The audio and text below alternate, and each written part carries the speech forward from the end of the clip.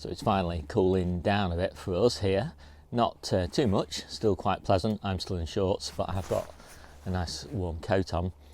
And I'm still mainly hiking and cycling. I had an absolutely stunning walk in the lake. It's a good 22 miler. And the end of that was basically this little shot here, just as I walked back into Windermere for a bit of a snack. And yeah, absolutely stunning. An amazing day. Windermere at this time of year, you know, it's not often you get clear blue skies. And lots of cycling as well on these lovely, cool, misty mornings. And again, I took a little shot for you as I just was having a little break, just so you could see what the countryside is like in the Fylde. It's basically flat and fields, although, you know, there's a few little tiny hills. Back to gardening. Now, I haven't done, as you know, very much gardening at this time of year, but I have done a few things of note. So I have pricked out some little seedlings. Actually, the first batch of seedlings that I pricked out a couple of weeks ago didn't do very well, and I think I incorporated a little bit too much lime into the mix. So I don't normally do that. I didn't have any multi-purpose compost. I just had some seed starting compost, and it's not got much nutrient in it, so I'll put a little bit of nutrient in it. I think it was bloodfish and bone, and I just did a little bit of lime, but I think I just overdid it a touch, and it burnt the leaves a little bit somehow. I don't really know the mechanism. Anyway, they didn't look very healthy. They're starting to recover, so I did another batch from my spares, and I've also just done quite an important batch of lettuces, and I'll just show you a little bit of video of that. I'm in my workshop just pricking out little lettuces. Got a lovely selection here, I'll talk about them in a minute.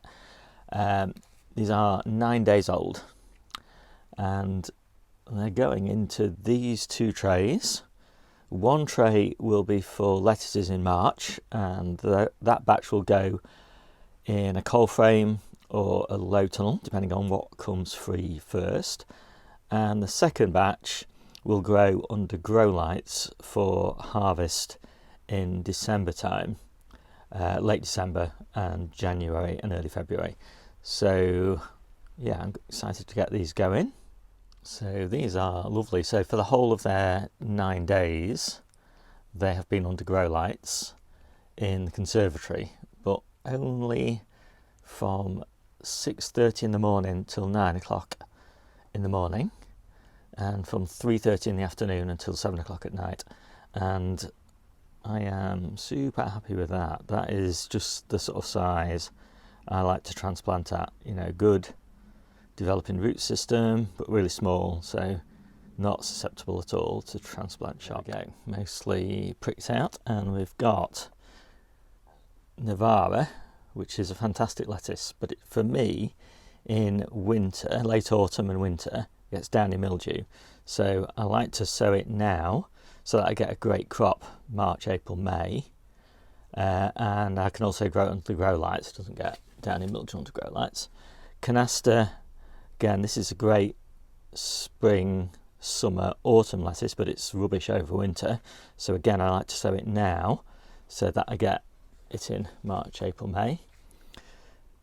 Grenoble Red, so this doesn't do so well under the grow lights. It gets a bit of tip burn, and it also seems to get a little bit of tip burn in early spring. So I'm not doing very much of it, just 5 plants, but I've got loads of that in the polytunnel at the moment, so that is fine.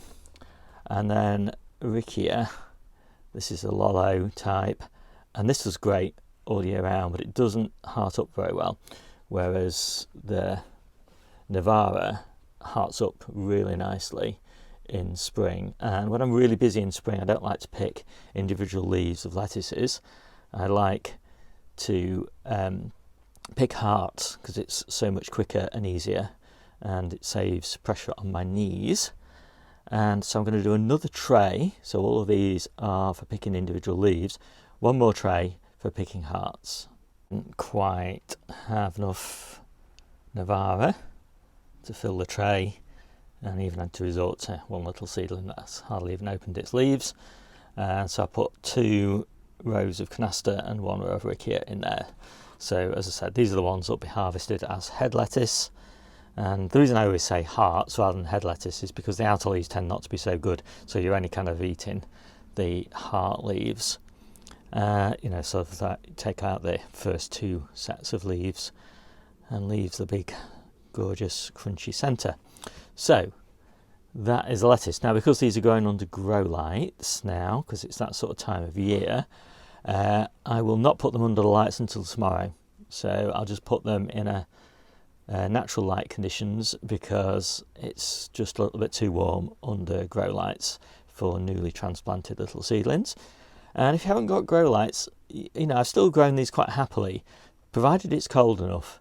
So as light levels drop down, you really don't want it to be warm, otherwise you get really horrible leggy seedlings. But if it's nice and cold in, say, a cold greenhouse with the door left open type of thing, then they should be okay given the low light levels. It's just that when I'll be planting these out will be in December. You might be planting them out in February if you haven't got grow lights, but still give you a nice early harvest done that way, and some spare seedlings as well, which is always nice to have. So there they are on my little growing shelves in the conservatory, just getting used to their new home. And as I say, they'll go on the grow lights tomorrow. So I'm looking forward to getting those lettuces in their main pots and really sort of thriving under the grow lights. And fortunately, I haven't really had the grow lights on up until now because it's too warm. I don't want them on in the house when it's this warm. I like a cool bedroom, and my main grow lights are in the bedroom on top of a wardrobe, just kind of stuck out the way there.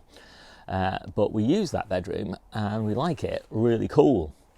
And so the grow lights just, raise the temperature maybe like 1.5, 2 degrees perhaps on a relatively warm day. But now it's sort of down at sort of 5 degrees outside at night, then that's not an issue. So I'm really happy about that. Also had a little bit of rainy weather, and I really look forward to the rainy weather because it means I can do a bit of research. And this time I chose to take a look at pesticide residues on fruit and veg. Now, of course, we don't buy very much fruit and veg, so I don't worry overly about pesticide residues. But when I was making the decision as to what to grow, I did kind of consider pesticide residues, and I found getting hold of the data extremely difficult, and found that the data was all over the place, changing every year, and different in every country, and getting a kind of consolidated view as to the pesticide residues on the food that's imported into the UK and produced in the UK was really difficult. And of course it's different in different supermarkets and all that sort of thing, so it's really challenging. So I have kind of come up with my own list, and so basically in my main database, which you see me using all the time, I have a table for all the different types of fruit and veg that we grow, and so I've included in that a score for the level of pesticide residue. So you can see on the side of the screen a list of those in order, with the things with the most pesticide residue at the top. And if you want to take a look at that, then you can find it in the description below. There's a link to that view of the database. And you'll find over time that there's more and more of this sort of information going into the database, and really looking, really enjoying kind of compiling it and incorporating it. But obviously, take it with a pinch of salt, because as I said, it's really difficult to get hold of good information. And I've written an article about some of the sources of that information, but also the kind of conclusions that I drew when I was researching this issue of pesticide residue. And it left me not as concerned, to be honest, as I was before. It left me thinking there are things that are much more important than pesticide residue in terms of your health. Way, way more important. And, most people probably don't have to worry too much unless they're eating huge amounts of the worst offenders, and I've talked about that in the article below, and I won't go into it in any more detail now. But again, take that with a pinch of salt. It's only my view, it's only the opinion that I formed from my circumstances in just a few hours of research. But if you want to do any more research, there's some links and things in the article that I wrote, which is now a section of my ebook.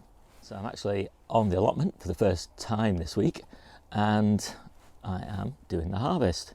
So I'll show you the harvest in a few seconds and then we'll be done.